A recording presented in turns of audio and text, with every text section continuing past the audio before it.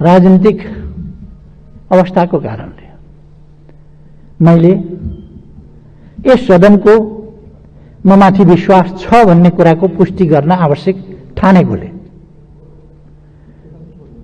आज यो प्रस्ताव राख्न म यहाँ उभिएको छु। म विश्वास गर्छु हामी संलग्नतामा होइन, म कहाँ संलग्न छु, मेरो संलग्नता कहाँ छ भन्ने कुरामा होइन, हामी सार्वभौम जनताको प्रतिनिधित्व गरेर यहाँ उभिएका छौं। सार्वभौम जनताको भावना र हितहरूको प्रतिनिधित्व हामी गर्छौं। यस्तो अवस्थामा हामीले विचारको आग्रहका साथ होइन, आफ्ना स्वार्थहरूबाट निर्देशित भएर होइन, हामीले म कहाँ छु, कहाँ आबद्ध छु, कहाँ सम्बद्ध छु भनेर होइन, आबद्धता वा संलग्नतालाई हेरेर होइन, सत्यलाई पछ्याएर निर्णय गर्नुपर्ने अवस्था छ र निर्णय हामीले त्यसरी गर्न सक्नुपर्छ। यदि हामीले सच्चाइलाई पछ्याउँछौं भने वर्तमान सरकार कुनै हिसाबले विश्वास गर्नु नपर्ने सरकार हुँदै होइन। राष्ट्रियताको हिसाबले, राष्ट्रियताको प्रश्नमा मैले धेरै भन्नु पर्ला जस्तो लाग्दैन। एउटा अग्नि परीक्षा होइन, राष्ट्रिय हितको रक्षा सम्वर्धनको प्रश्नमा, राष्ट्रियताको रक्षा र सम्वर्धनको प्रश्नमा, स्वाधीनता स्वतन्त्रताको वास्तविक अर्थमा व्यवहारिक रूपमा कार्यान्वयन गर्ने सन्दर्भमा, भौगोलिक अखण्डताको रक्षा र पहरेदारी गर्ने सन्दर्भमा, राष्ट्रिय हितलाई सर्वोपरि राखेर व्यवहार गर्ने सन्दर्भमा र राष्ट्रिय स्वाभिमानलाई माथि उठाउने सन्दर्भमा वर्तमान सरकारले कुनै पनि कसर नराखेको कुरा यो तर्कभन्दा माथि छ। तथ्यहरूले यसलाई तर्क गरिरहनु पर्ने होइन, तस्बिर आफै बोल्छ भने जस्तो सत्यहरू आफै बोल्छन्, हाम्रा व्यवहार आफै बोल्छन्, हाम्रा उपलब्धिहरू आफै बोल्छन्, हामीले प्रस्तुत गरेका दृष्टिकोणहरू आफै बोल्छन्, हामीले लिएका उडानहरू आफै बोल्छन् र हामीले प्राप्त गरेका उपलब्धिहरू आफै बोल्छन्।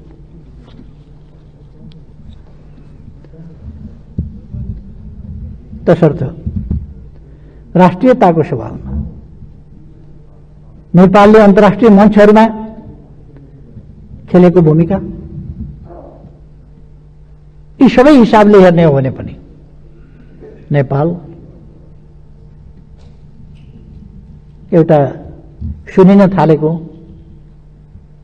देखिन थालेको, सुन्नुपर्ने आवश्यकता महसुस गर्न थालिएको देशको रूपमा स्थापित भएको छ। मैले धेरै भन्नु पर्ला जस्तो लाग्दैन, म धेरै स्मरण पनि गराइरहनु पर्ला जस्तो लाग्दैन। हाम्रा कामहरू आफै बोल्छन्। त्यसकारण राष्ट्रियताको पक्षमा त्यति स्पष्ट, त्यति सुदृढ, त्यति व्यवहारिक र त्यति उपलब्धिपूर्ण ढंगले अगाडि बढेको सरकारलाई विश्वास नगर्नुपर्ने कुनै कारणै छैन। यदि हामी आइडियोलोजिकल प्रेजुडिस राख्छौं भने बेग्लै कुरा हो। संलग्नतालाई अनुचित महत्व दिन्छौं भने बेग्लै कुरा होला, होइन भने यसमा अविश्वास गर्नुपर्ने या विश्वास गर्न नसकिने कुनै कारणै हुँदैन। सम्माननीय सभामुख महोदय, त्यसै गरेर सुशासन, शान्ति सुव्यवस्था र राष्ट्रिय समस्याहरूको समाधानको सन्दर्भमा समस्याहरूलाई थाती राखेर समस्याहरूको गीत मात्रै गाएर होइन, समस्यालाई समाधान गरेर अगाडि बढ्ने सन्दर्भमा यो सरकार जुन प्रभावकारिताका साथ, जुन सफलताका साथ अगाडि बढेको छ, त्यस सन्दर्भमा यस सरकारमाथि विश्वास नगर्नुपर्ने कुनै कारण छैन र हुन सक्दैन।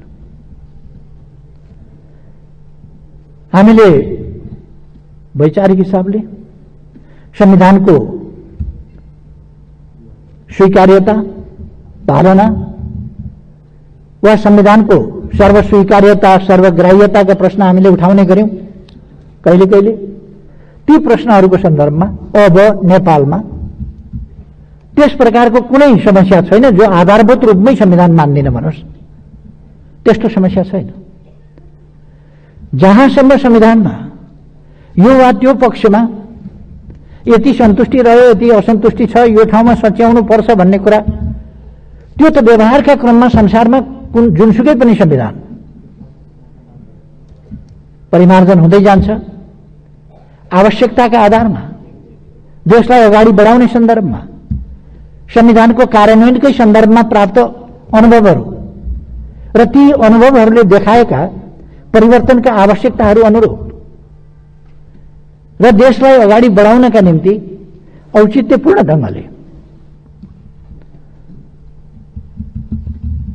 समयानुकूल ढंगले संविधानमा संशोधन गर्न सकिन्छ, गर्न पर्ने हुन्छ र त्यसका लागि त सरकार सबै पक्षसँग छलफल गर्न,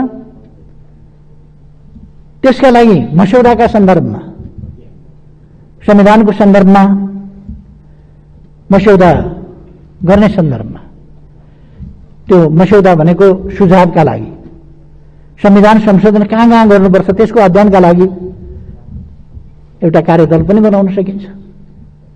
त्यस्तो कार्यदलबाट आएका सुझाव अनुसार आवश्यक संशोधन पनि गर्न सकिन्छ। संविधान असंशोधनीय दस्तावेज होइन भनेर मैले धेरै पटक यही रोस्टमबाट पनि बोलेको छु सुरुदेखि नै। औचित्यको आवश्यकताको आधारमा संविधान संशोधन हुन सक्छ। बाँकी आधारभूत रूपमा आज सिङ्गो देश अब कसैले विखण्डनको राजनीति बोक्दैन। विखण्डनको राजनीति विभाजनको राजनीति होइन। देशको सार्वभौमसत्ता, स्वाधीनता र भौगोलिक अखण्डताको सन्दर्भमा अब कुनै विवाद छैन र पृथकतावादको विचार बोक्ने पक्षलाई पनि हामीले संविधानको मूलधारमा ल्याइसकेका छौं। त्यसै गरेर राजनीतिक उद्देश्य प्राप्तिका लागि अथवा आफ्ना माग र आकांक्षाहरू पूरा गर्नका लागि हिंसालाई माध्यम बनाउनु पर्छ भन्ने जुन सोचहरू रहेका थिए, ती सोचहरू पनि अब अन्त्य भएका छन्। सरकारले संवादको माध्यमबाट हिंसाको विचार र मार्ग परित्याग गराएर शान्तिपूर्ण राजनीतिको मूलधारमा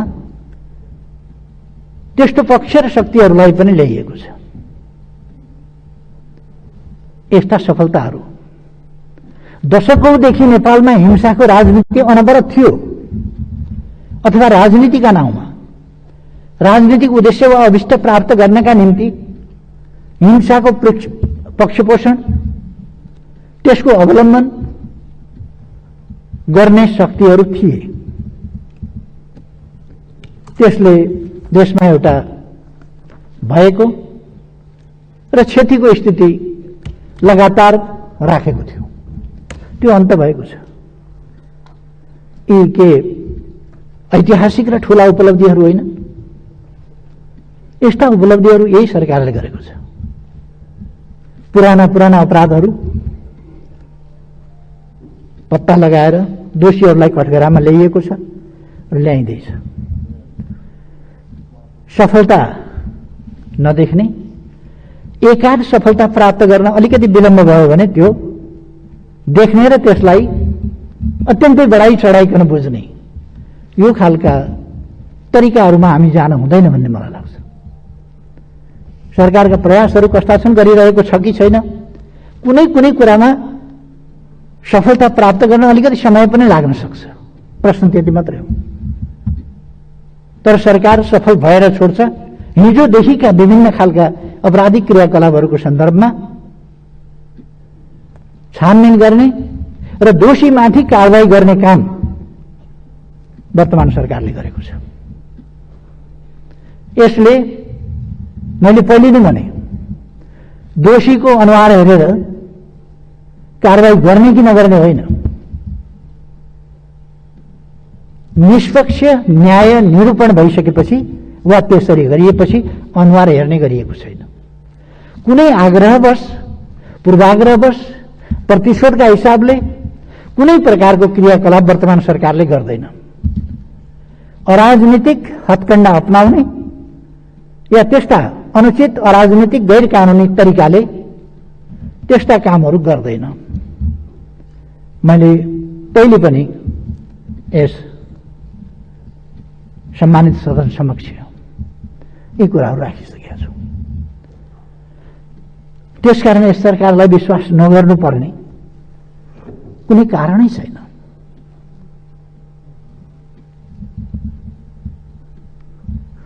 राजनीतिक शक्तिहरूका बीचमा गाउँ कोट्याइकन, राजनीतिक शक्तिहरूका बीचमा किन चुनिँदैन भनेर चुनाउनका लागि तानातान गरिकन, किन भत्किँदैन भनेर ठोकिकन भत्काउन लाग्दा पनि शान्ति सुव्यवस्थाको स्थिति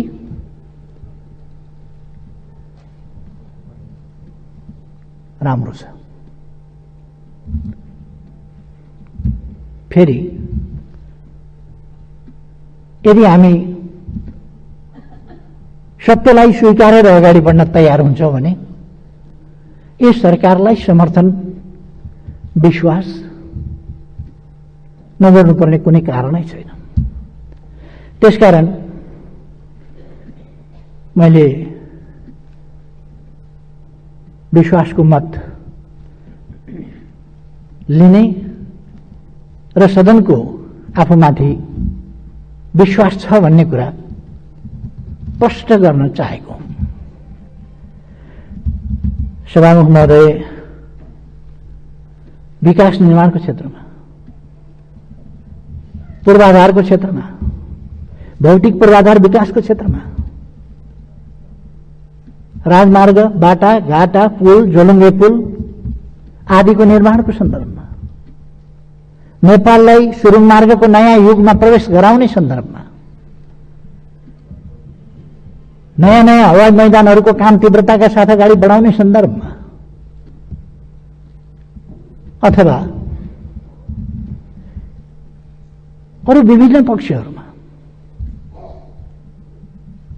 सञ्चारको क्षेत्रमा अहिले यति धेरै कामहरू भएका छन्।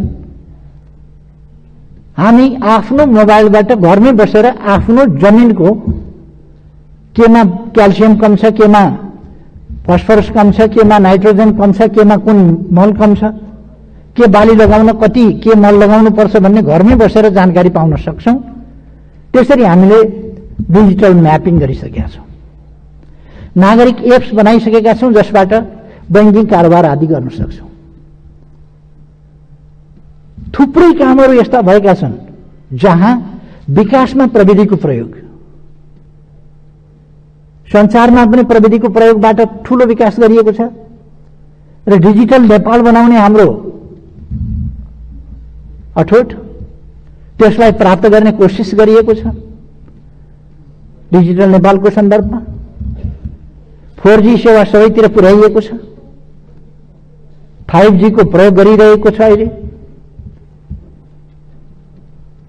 अरू मेरो किता भनेर आफ्नै मोबाइलमा अब आफ्नो जमिन हेर्न सकिन्छ। कहाँनिर छ आफ्नो जमिन, कुन किता हो, कति छ, त्यसको आकार कस्तो छ, ती सबै हेर्न सकिन्छ र त्यसै मार्फत कारोबारहरू गर्न सकिन्छ। अब कुनै कर तिर्नु पर्यो भने, कुनै मोबाइलको चार्जदेखि लिएर अनेक कुराहरू तिर्नका लागि या भूमि कर तिर्नका लागि, लाइसेन्स रिन्यू गर्नका लागि, अनेक चिजका लागि कार्यालय अड्डा धाइरहनु पर्दैन। घरै बसेर हामी ती कामहरू गर्न सक्छौँ। अथवा त्यसरी नेपाललाई एउटा प्रविधि प्रयोग गरिरहेको आधुनिक देशमा त्यस रूपमा हामीले अगाडि बढाएका छौँ। मेलम्ची अगाडिदेखि सुरु भएको थियो। कसले सुरु गर्यो भन्ने बहस पनि चले। राजा वीरेन्द्रका समयदेखि चलेको थियो। किशुनजीले 48 सालको निर्वाचनका बखत त्यो प्रसङ्ग फेरि उठाउनु भएको थियो। अगाडिका सरकारहरू पनि लागे, तर अहिलेको सरकारले विशेष तीव्रता दियो र काठमाडौँमा 17 करोड लिटर पानी ल्याइयो। अरू केही वर्षभित्र 17 करोडको लिटरको हिसाबले याङ्ग्री र लार्केबाट अरू 17 करोड लिटर ल्याइँदैछ र जम्मा 51 करोड लिटर पानी काठमाडौँमा ल्याइन्छ। त्यसो भएपछि काठमाडौँमा पानीको कहीँ कमी छ भन्ने स्थिति हुँदैन। यी काम पनि गरेकै छ। पुनर्निर्माणका कामहरूमा तीव्रताका साथ गरेको छ। केही ठाउँमा केही प्राविधिक हिसाबले, केही पुरातात्विक महत्त्वका र त्यसै गरी त्यस्तै वस्तुबाट निर्मित गर्नुपर्ने भएको हुनाले सिकर्मी डकर्मीदेखि लिएर तालिम गर्नुपर्ने प्रश्नहरूले गर्दा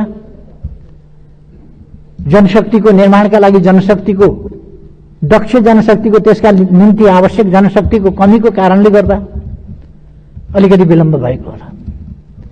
नत्र भने हामी सबैलाई थाहा छ हाम्रा अगाडि धरहरा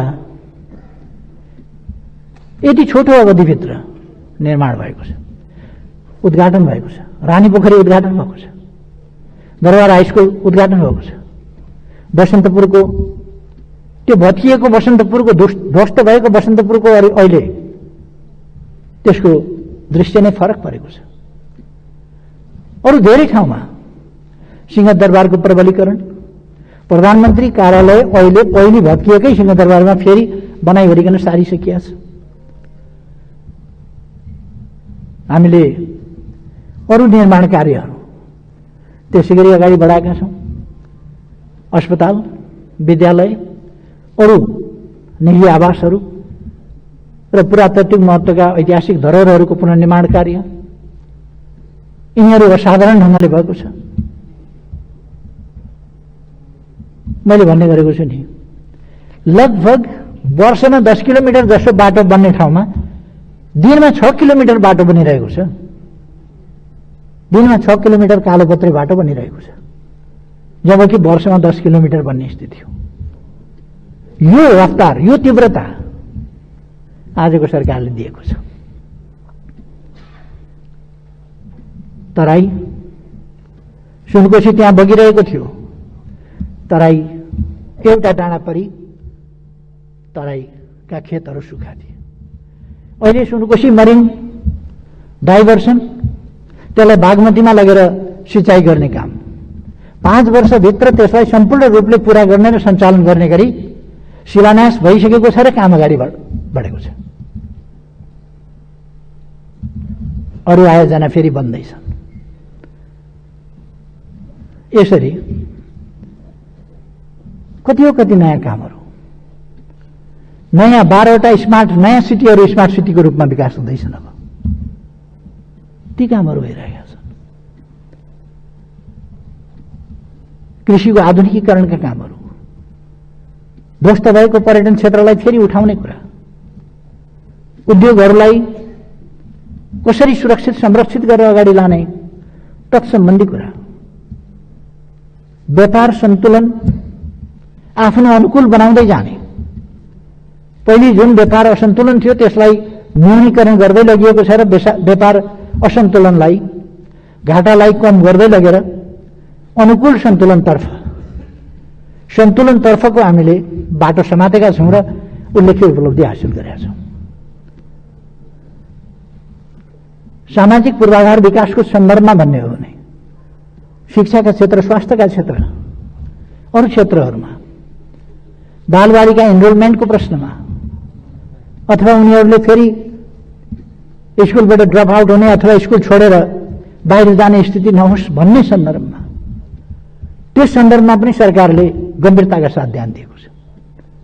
उच्च शिक्षालाई, विश्वविद्यालयहरूलाई अनुसन्धानका केन्द्र बनाउने, अनुसन्धानमुखी, व्यवहारमुखी, आधुनिक शिक्षा, प्रतिस्पर्धी शिक्षा, त्यो कुरा उपलब्ध गराउने, यस सन्दर्भमा सरकारले ध्यान दिएको छ। कृषिलाई कसरी ठूलो मात्रामा उत्पादनमा लान सकिन्छ, उच्च उत्पादन वृद्धि दर कसरी कायम गर्न सकिन्छ, त्यसै हिसाबले यस्तो बेलामा पनि कृषि क्षेत्रमा उत्पादन वृद्धि दर राम्रो रह्यो। धानमा 9%, मकैमा 6%, अरू सालाखाला गर्दा पनि लगभग 6% को कृषि उत्पादनमा वृद्धि भएको छ। माछा, मासु, अंडा, दूध आदि क्षेत्रमा हामी आत्मनिर्भर भएका छौँ। स्वास्थ्य क्षेत्रमा मैले भनिरहनु पर्दैन, यति धेरै अस्पतालहरू नयाँ बनेका छन्, सञ्चालनमा आएका छन् र हामी तिनलाई जनशक्तिको हिसाबले, दक्ष जनशक्तिको हिसाबले, आवश्यक जनशक्तिको हिसाबले र साधनहरूको हिसाबले, स्रोतहरूको हिसाबले तिनलाई प्रभावकारी बनाउने प्रयासमा लागिरहेका छौँ। तसर्थ मैले भन्ने गरेको छु, धेरैपल्ट मैले भनेको छु, ढुङ्गा टिपेर फ्याँकिदिने, जहाँ खस्छ त्यही मेरो निशाना थियो भन्ने हामीले गरेका छैनौँ। हामी गन्तव्य निर्धारण गर्छौँ।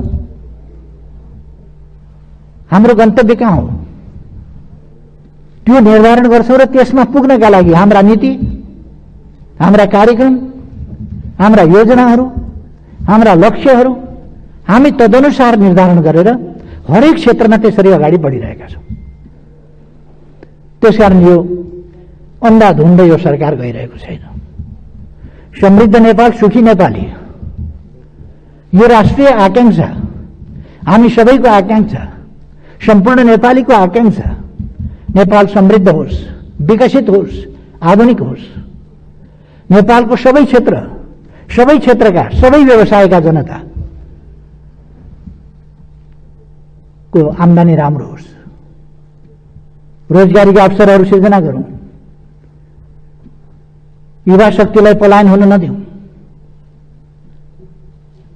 स्वदेशमै रोजगारीका अवसरहरू सिर्जना गरौँ। यस काममा सरकार लागेको छ। मेरो नेतृत्वमा सरकार बन्दा कति लाख हो, कति लाख, 45 लाखदेखि 70 लाख भन्छन् मान्छेले। एकिन डाटा त्यति छैन।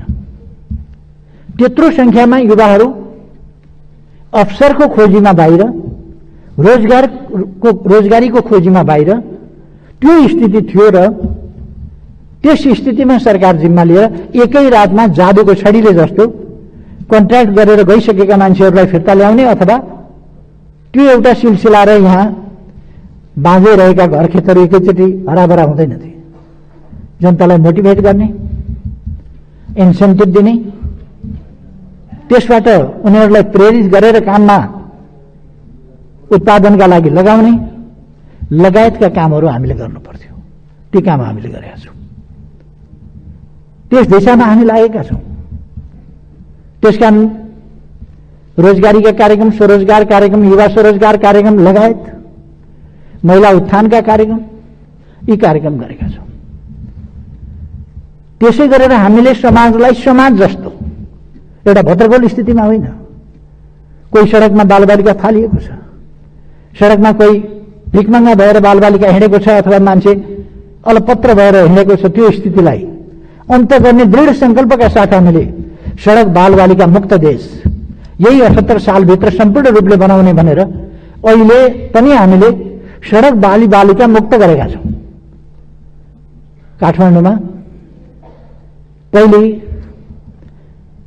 हाम्रा सन्तानहरूलाई, ससाना बालबालिकाहरूलाई अलपत्र पार्ने र तिनलाई खाते भन्ने उपनाम दिएर अपमान गर्ने त्यस प्रकारको स्थिति थियो। अब नेपालबाट डिक्सनरीमा खाते भनेको उहिले नै सडकमा अलपत्र छोडिएका, सरकारले पनि नहेरेका, अभिभावक पनि नभएका, दुःख पाएका बालबालिकालाई भनिन्थ्यो भन्ने अर्थ राखिएला, तर त्यसको वर्तमान सन्दर्भमा कुनै अर्थ छैन भन्ने कुरा पनि डिक्सनरीमा लेखिन्छ। त्यो एउटा डेड ल्याङ्ग्वेज, डेड वर्डको रूपमा प्रयोग हुन्छ खाते भन्ने कुरा। त्यसै गरेर बेगर, असहाय मान्छेहरू, सडक सहयोगापेक्षी मान्छेहरू, त्यो रहन नदिने सरकारको संकल्प छ। त्यस अनुसार प्रभावकारी ढंगले सरकारले काम गरेको छ। सरकारले ज्येष्ठ नागरिकहरूका कुरा होस् अथवा औपचारिक अनौपचारिक क्षेत्रका मजदुरका कुरा हुन्, योगदानमा आधारित सामाजिक सुरक्षाका कुराहरू, ज्येष्ठ नागरिकहरूलाई 1 लाखसम्मको स्वास्थ्य बीमाको कुरा होस् अथवा स्वास्थ्य बीमाको क्षेत्रमा अत्यधिक जनसङ्ख्यालाई सामेल गर्दै लाने कुरा होस्, यी तमाम कुरामा यस सरकारले असाधारण महत्त्वका कामहरू गरेको छ, दूरगामी महत्त्वका काम गरेको छ, सकारात्मक काम गरेको छ, जसले नेपाललाई यी 3 वर्षमा एउटा बेग्लै अवधारणा, बेग्लै सोच, बेग्लै उचाइ, मान्छे बस्न लायकको देश, मान्छे बस्न लायकको समाज र हेर्दा लाज नहुने खालको समाज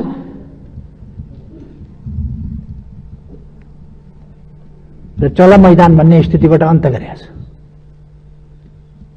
लोटा अगाडि राखेर टुक्रोका गाना हात लगाएर बस्ने स्थिति अन्त गरेको छ। एउटा सभ्यताको श्रेणीमा देशलाई उठाएको छ। सडक बालबालिका मुक्त, सडक सहयोगापेक्षी मानव मुक्त, भिखारी मुक्त त्यो बनाएको छ र कोही अपवादको रूपमा छ भने त्यो अपवादलाई पनि हामीले 78 सालभित्र त्यो अपवादलाई अन्त्य गर्ने भनेर घोषणा गरेका छौं। सभामुख महोदय, यी सबै उपलब्धि होइनन् र यी सबै सकारात्मक परिवर्तन होइनन् र यो छोटो समयमा गरिएका यी एउटा भिजनको कार्यान्वयनका परिणतिहरू होइनन् र हामी राजनीतिलाई के बनाइरहेका छौं? आज राजनीतिलाई स्वार्थको धुनो सोझ्याउने एउटा अस्त्रको रूपमा मात्रै बुझ्दैछौं कि देश बनाउने संकल्पको रूपमा बुझ्दैछौं राजनीतिलाई? राजनीति, सम्माननीय सभामुख महोदय, देश बनाउने, देश र जनताको सेवा गर्ने एउटा माध्यम हो। यो कसको सुप्रचार गरिदिनु पर्ने, कसको कुप्रचार गरेकै हुनुपर्ने, कसको विरोध गरेकै हुनुपर्ने, राम्रो गरे पनि निन्दै गरेको हुनुपर्ने, बनाए पनि जस नदिने, नबनाए त झन् जस दिने कुरै भएन, गरे पनि जस नदिने, नगरे त कुरै भएन। यस खालको कुरा आज हामीले अन्धा अपाङ्गता भएका व्यक्तिहरू, शारीरिक रूपले अशक्त व्यक्तिहरू, उनीहरूलाई पनि सामाजिक सुरक्षाको दायराभित्र ल्याएका छौं। एकल महिलाहरू, उहाँहरूलाई सामाजिक सुरक्षाको दायराभित्र ल्याएका छौं। कोही छैन भने सरकार छ, कसैले हेर्दैन भने सरकारले हेर्छ, कसैको अभिभावक छैन भने सरकारले हेर्छ, कसैको सन्तान र सहारा छैन भने सरकारले हेर्छ। सरकार अभिभावक हो, सरकार सहारा हो, सरकार अभिभावक हो, सरकार विकासको अगुवा हो, नीति निर्माता हो, मार्गदर्शक हो। त्यस रूपमा काम गरेको छ र गर्छ सभामुख महोदय। त्यसर्थ मैले विश्वास लिएको छु कि मान्यज्यूहरूले हुन्न भन्ने पक्षमा त कसरी ढोका लाउन, कसरी सही गर्न सक्नुहुन्छ सभामुख महोदय? कसरी सक्नुहुन्छ? बाहिरबाट आउँदासम्म अलिक दिन भेट नहुँदा ओर्दा अलिअलि फोन पनि गर्दैन प्रधानमन्त्रीले भन्ने रिस पनि अलिक थियो कि असन्तुष्टि पनि थियो कि त्यो पनि अब छोडिदिनुहोस् प्लिज। म काममै लागेर नभ्याएको मेरो कसैप्रति कुनै आग्रह पूर्वाग्रह छैन। यस सदनले मलाई निर्वाचित गरेको, यस सदनको बलले 3 वर्षभन्दा बढी सभामुख महोदय म प्रधानमन्त्रीको हैसियतमा यस्तो स्टममा उभिएको छु। यही सदनको बलले फेरि पनि रहन्छु भन्ने मलाई विश्वास छ, किनभने सदनको विवेकमाथि म पूर्ण रूपमा भरोसा गर्छु। सभामुख महोदय, मैले धेरै केही भन्नु पर्ला जस्तो लाग्दैन।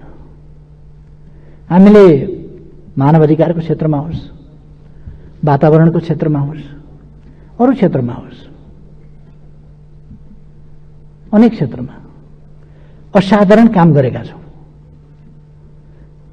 हामीले सगरमाथा संवाद राखेका थियौं, कोभिडको कारणले हुन सकेन।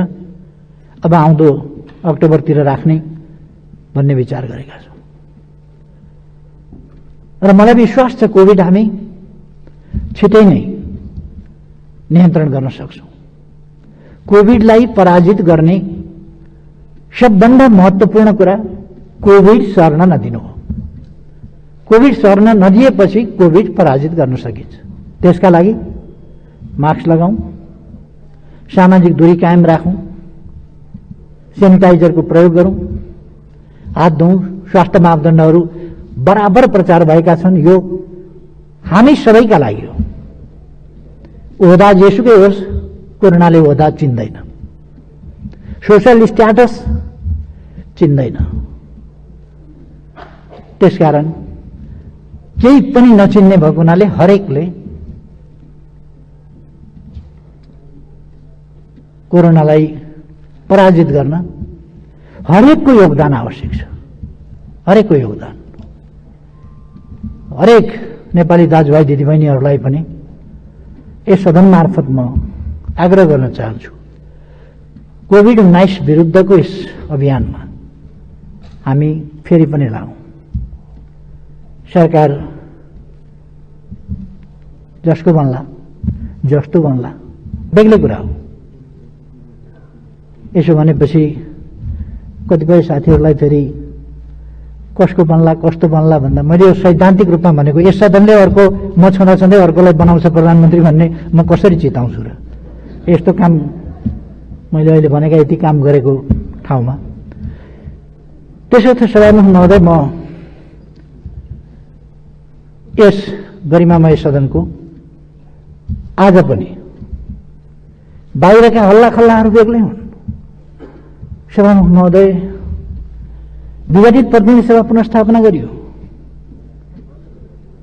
पुनर्स्थापना भएपछि प्रधानमन्त्री बाहिर भनियो प्रधानमन्त्री भएन भनेर। अब मन नपरेकाले विपक्षले बाहिर भन्नु एउटा कुरा हो, तर अविश्वास त माथि कसैले गरेन सभामुख महोदय, कसैले गरेन। पुनर्स्थापना भइसकेपछि यत्रो समय मैले कहिले राजनीतिमा यस्तो अलिकति अब सँगै भएपछि एउटै देशमा काम गरेपछि यताउता कहिले अलिअलि भनाभन पनि हुँदो रहेछ। अब कोही साथीहरूले के भन्ने, कोही साथीहरूले के भन्ने भएपछि मैले पनि अलिअलि केही भने होला। पार्टी अलग भइसक्दाखेरि पनि, विश्वास छैन भन्दाखेरि पनि समर्थन फिर्ता त लिनु भएन। कति सुदृढ समर्थन रहेछ भन्ने कुरा सभामुख महोदय मैले आफैले अब म विश्वासको मत लिन्छु भनेर नबनेसम्म त समर्थन त फिर्ता लिनु भयो। 2 दिन भएको छ भर्खर समर्थन फिर्ता भएको, केही बिग्रिएको छैन। आज के भइगयो फेरि। त्यसकारण मेरो सबै दलका सबै मान्यजीहरूसँग आग्रह छ, यदि कुनै दलले नदिने भन्ने निर्णय गरेर आउनु भएको छ भने पनि नेताले यी दिनु भनिदिएपछि पछि गएर सच्याउन सांसदहरू खुसी हुनुहुनेछ। यसर्थ सभामुख महोदय, म संविधानको धारा 100 को उपधारा 1 बमोजिम यस गरिमामय संसदको विश्वासको मत माग्न चाहन्छु र ममाथि यस सदनको विश्वास छ भन्ने कुराको पुष्टि आज यस सदनले गरोस् भन्ने चाहन्छु। त्यसैकारण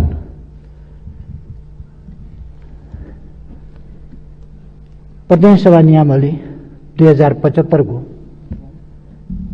नियम 52 को उपनियम 2 बमोजिम ममाथि यस प्रतिनिधि सभाको पूर्ण विश्वास छ भन्ने कुरा पुष्टि होस् भनेर म सम्मानित सदन समक्ष विधिवत प्रस्ताव राख्न चाहन्छु। मैले अपेक्षा र विश्वास गरेको छु सर्वसम्मतिले मान्यजीहरूले ममाथि विश्वास छ भन्ने मत जाहेर गर्नुहुनेछ। धन्यवाद।